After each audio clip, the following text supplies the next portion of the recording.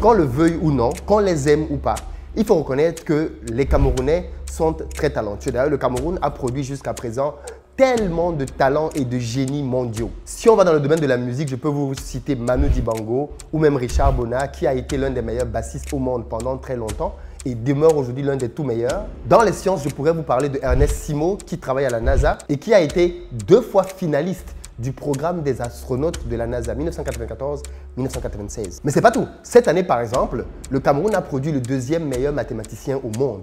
Il s'appelle Abnon Atangana. Et si on va dans le domaine du sport, alors là, il faudrait beaucoup de jours pour tout citer. Dans le football, qui ne connaît pas Roger Mila? C'est grâce à lui et ses copains que l'Afrique aujourd'hui a eu plusieurs places en Coupe du Monde. Qui ne connaît pas Samuel Eto'o, le Pititi, le meilleur footballeur africain de tous les temps? Dans le basketball, Joel Embiid, André Siakam et j'en passe. Aujourd'hui, Joel Embiid est le meilleur basketteur au monde, MVP en titre. Et puis ce week-end, un autre Camerounais a rendu fier toute l'Afrique, Francis Ngannou. Dans cette vidéo, je ne veux pas vous parler des Camerounais en général. Parce que s'il y a quelque chose qui est paradoxal avec les Camerounais, c'est que le Cameroun est un pays qui est à genoux et pourtant qui produit autant de pépites et de génies dans le monde. Je me suis toujours demandé que serait le Cameroun s'il était debout. Si le Cameroun était géré au niveau des talents qu'il possède, où serait ce pays? En tous les cas, il n'est pas trop tard et il ne faut surtout pas désespérer. Je pense qu'un jour, ce pays sera à la place qu'il mérite. Mais aujourd'hui, je veux parler de 2 enfants originaires du Cameroun. Francis Ngannou, le héros, et Joel Embiid, le traître. Et je sais que ça peut paraître fort. Comment est-ce que je qualifie Joel Embiid de traître? Dans cette vidéo, je vais vous partager 3 choses que Joel Embiid aurait dû apprendre de Francis Ngannou. Et au travers des points que je vais évoquer, je pense que beaucoup d'entre vous vont se reconnaître sur les erreurs que la diaspora commet et qui après nous bloquent.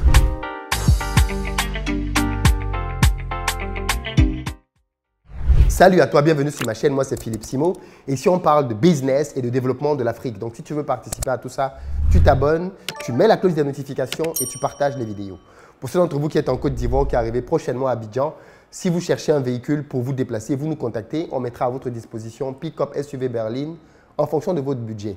Et puis si vous cherchez plutôt un appartement de bon standing pour vous loger, dans la barre de description, vous avez un lien pour réserver en fonction des dates disponibles. On a un très bon appartement, de très bon standing, proche de toutes les commodités. Puis enfin, pour ceux d'entre vous qui veulent plutôt construire ou alors simplement acheter une maison comme votre résidence principale, sachez que nous construisons de belles maisons duplex, 3 et 4 chambres à Bingerville principalement en ce moment et que vous pouvez venir les visiter tous les samedis. On a des maisons à partir de 55 000 €. C'est cadeau les amis. La première chose que je veux préciser d'entrée de jeu, c'est que je suis un grand fan de Joel Embiid. Et je pense que je suivais Joel Embiid avant que la majorité des personnes ne le découvrent. Je le suis depuis qu'il est arrivé aux États-Unis, avant qu'il ne devienne la superstar qu'il est aujourd'hui. Bien avant même qu'il ne soit drafté. J'avais déjà des traces de son aventure aux États-Unis. Moi, j'ai l'habitude de suivre comme ça les pépites camerounaises et africaines quand elles sont à l'étranger. Pareil, par exemple, pour Carlos Baleba, qui est en train d'exploser aujourd'hui à Brighton. Je le suis depuis les brasseries du Cameroun, pour vous dire à quel point. Okay? Donc moi, j'ai tendance à suivre les talents avant qu'ils n'émergent. Ça me fait plaisir, en tout cas. Et j'avais déjà vu que Carlos Baleba avait le potentiel pour devenir, pour moi, en tout cas, l'un des meilleurs milieux de terrain au monde entier. Et dans les prochaines années, vous allez le voir. Ceux qui vont découvrir maintenant de qui je parle, souvenez-vous de ce nom, Carlos Baleba, dans le football. Joel Embiid, dont je le suis depuis très longtemps. Et pour les plus anciens, vous remarquerez que j'ai souvent pris Joel Embiid en exemple sur cette chaîne. J'ai souvent cité Joel Embiid comme quelqu'un qui nous inspire, quelqu'un dont le parcours est juste bluffant, parce que beaucoup l'oublient peut-être, mais il s'en est fallu de peu pour que Joel Embiid ne joue pas au basket. C'est quelqu'un qui avait énormément de problèmes avec son genou et qui s'est beaucoup blessé à tel point que sa carrière était mise entre guillemets. On ne savait pas s'il allait devenir finalement un joueur majeur comme on l'espérait au départ. D'ailleurs, quand les Sixers lui ont signé son premier gros contrat, on a mis beaucoup de clauses là-dedans par rapport à son temps de jeu, tellement il se blessait. Mais bon, bref, quoi qu'il en soit, autant j'ai aimé Joel Embiid, autant j'ai été très déçu du fait qu'il ait décidé de représenter les États-Unis sportivement. Francis Ngannou, dans la même position, avec les mêmes propositions, a décidé de représenter plutôt le Cameroun. Qu'est-ce qui fait donc la différence entre les deux? Dans cette vidéo, je vais partager avec vous 3 éléments de différenciation majeurs. Le premier élément, c'est le choix de l'épouse. Joel Embiid a décidé d'épouser Anne de Paula, une Brésilienne qu'il a rencontrée aux États-Unis lors d'une soirée à New York avec des amis. Et ça, c'était en 1980, ça c'était en 2018. En 2020, ils ont eu leur premier enfant et en 2023, ils se sont mariés. Bravo Joel, je suis vraiment content pour lui, qu'il ait trouvé l'amour et que ça se passe bien pour lui. Mon point, ce n'est pas sur le fait que Joel Embiid se soit marié à une Brésilienne ou pas. Mais C'est une erreur que beaucoup de gens de la diaspora commettent. Le choix de votre épouse déterminera aussi la trajectoire de votre vie. Être marié, avoir des enfants, ce n'est pas un jeu. Je le dis pourquoi? Parce que quand on a de grandes ambitions et qu'on veut faire de grandes choses, notamment pour l'Afrique, il faut faire très attention avec qui on se met, et avec qui on se marie, et avec qui on fait des enfants. Je connais aujourd'hui beaucoup de gens qui sont bloqués en Europe du fait du choix de leur conjoint initial. Beaucoup d'entre vous qui me suivez maintenant, vous voyez de quoi je parle. Vous avez des conjoints qui ne sont peut-être pas africains, et quand vous leur dites « je veux aller lancer mon projet en Afrique », votre conjoint vous dit « no way ». Quand on s'est mis ensemble, il n'a jamais été question de retour en Afrique. De quoi tu me parles maintenant que tu me dis « je veux rentrer investir au pays », ça ne fait pas sens. Et moi, je comprends ces conjoints. Votre amour pour l'Afrique, vous l'avez peut-être pour vous depuis le début, vous l'avez peut-être gardé pour vous, vous estimez que ce n'était peut-être pas nécessaire d'en parler, mais la personne qui partage votre vie n'a pas le même amour et la même passion que vous, n'est pas prête à venir vous suivre dans votre aventure africaine. Vous l'avez rencontrée en Occident. Et peut-être que cette personne se projette en Occident. Et donc, elle n'a aucune raison de vouloir revenir en Afrique pour y vivre. Non, pas du tout. Et beaucoup de personnes sont bloquées en Occident à cause de cette situation. Certains ont même pensé à se séparer. D'autres même se sont séparés de leurs épouses pour rentrer au pays, recommencer complètement leur projet, en laissant 3-4 enfants dans l'affaire. On est d'accord que c'est juste incroyable comme décision à prendre. Super difficile. Et moi, je pense que l'épouse de Joel Embiid, si elle avait été camerounaise, elle aurait pesé de tout son poids. Probablement pour que Joel Embiid représente le Cameroun. Elle est brésilienne.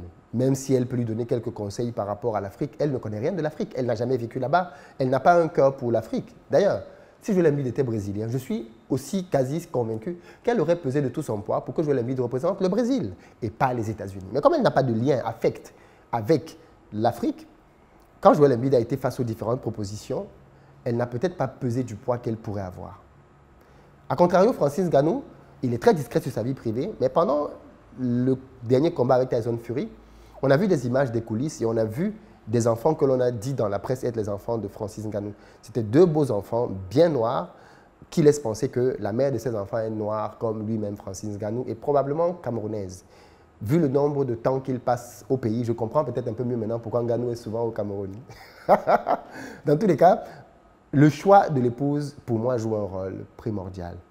Soit elle va vous pousser, vous encourager dans un chemin lié à l'Afrique, soit elle ne va pas le faire naturellement parce que, et je ne lui reproche rien, c'est juste pas dans son sang, quoi. Ça ne coule pas en elle. Et donc, je pense que c'est super important quand on est de la diaspora, qu'on a un cœur, des projets pour l'Afrique, de se dire qu'on ne peut pas épouser tout le monde. La personne que tu dois épouser doit avoir aussi un cœur pour l'Afrique. De telle sorte que si demain tu es même sur le point de prendre une mauvaise décision, ce soit cette personne qui te rappelle ton engagement pour l'Afrique et ta volonté de rentrer sur le continent, faire des choses pertinentes. Donc, premier point pour moi, le choix de l'épouse, ça a beaucoup, beaucoup joué. Deuxième chose que Francis Ngannou apprend à Joel Embiid, c'est qu'on n'a pas besoin d'être américain pour devenir une star planétaire et réussir. Parce qu'en fait, il faut bien que vous soyez conscient de ça. Joel Embiid aujourd'hui est le meilleur basketteur au monde en étant MVP de la NBA. Mais il est devenu en étant camerounais. Il n'a pas eu besoin d'une autre nationalité pour devenir la superstar qu'il est devenu. Absolument pas du tout. Il est devenu héroïque en restant camerounais. Parce qu'aux États-Unis, ce que l'on valorise, c'est ton talent. On s'en fout d'où tu viens.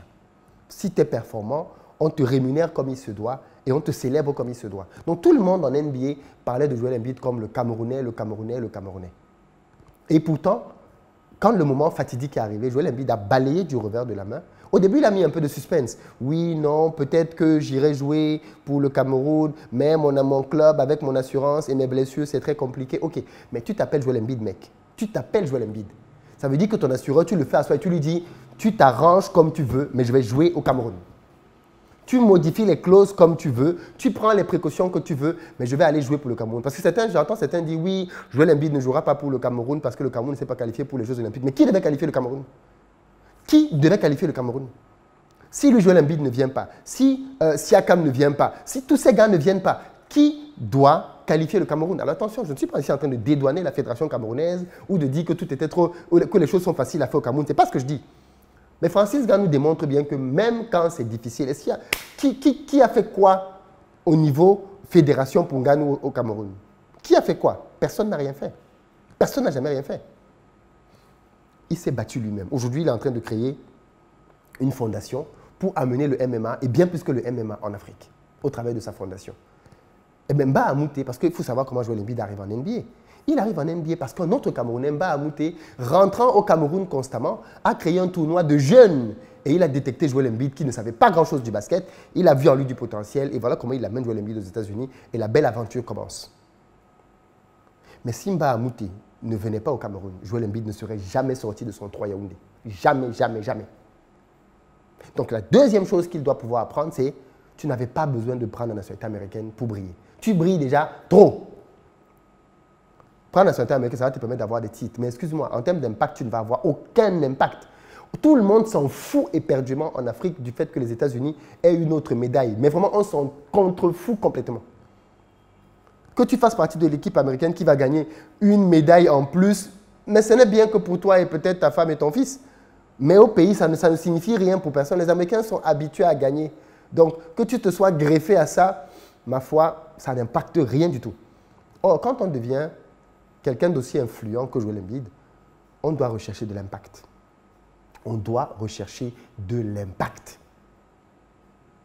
Et si tu étais resté Camerounais et que tu t'étais battu comme George Weah, Joel Embiid, George Weah, il a refusé de jouer pour l'équipe camerounaise quand il a... Et pourtant, George Weah a joué dans le championnat camerounais. Mais il a refusé de jouer pour l'équipe camerounaise parce qu'il était libérien.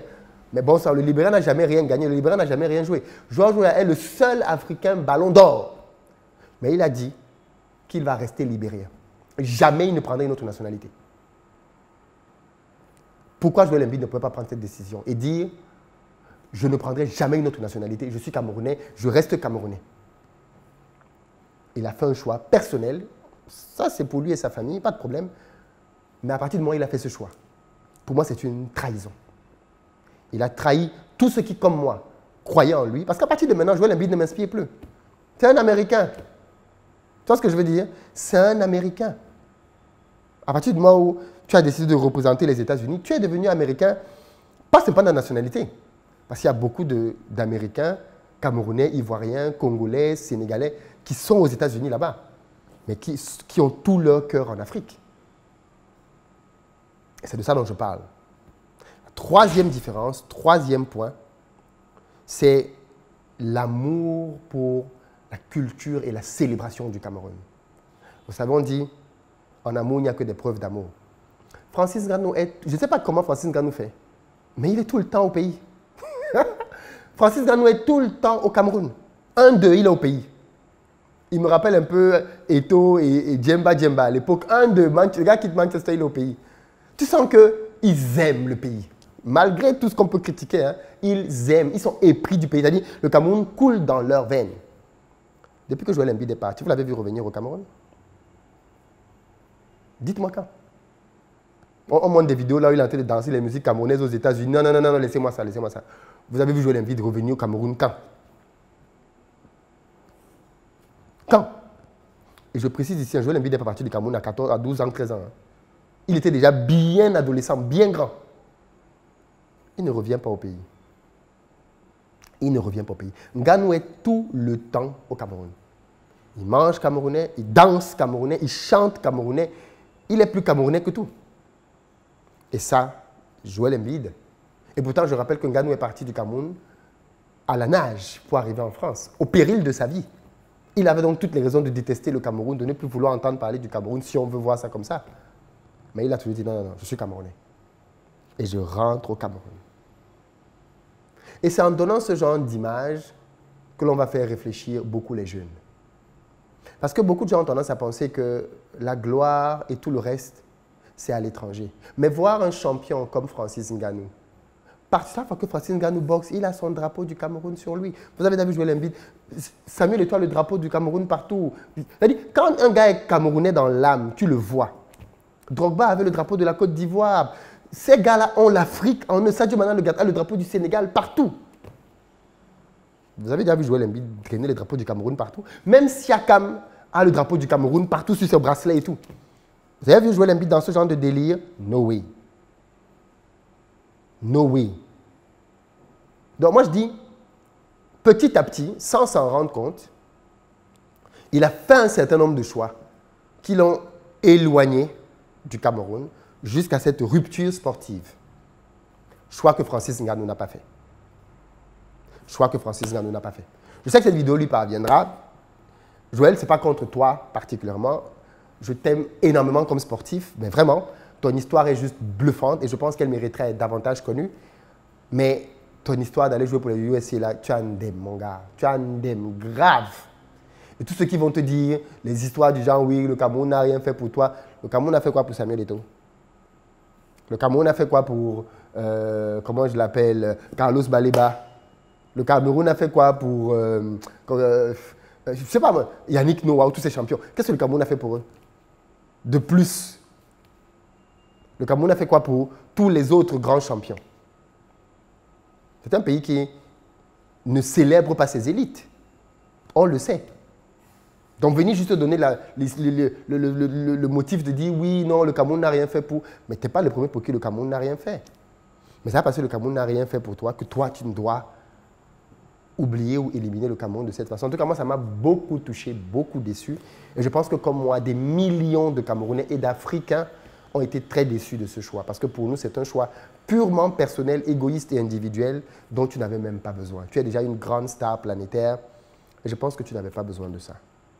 En tous les cas, Francis Ngannou, merci champion. Merci de nous avoir fait vibrer, de nous faire rêver. Nous continuerons de suivre ton aventure parce qu'au final, c'est de ça dont nous avons besoin, de rêve. À très bientôt.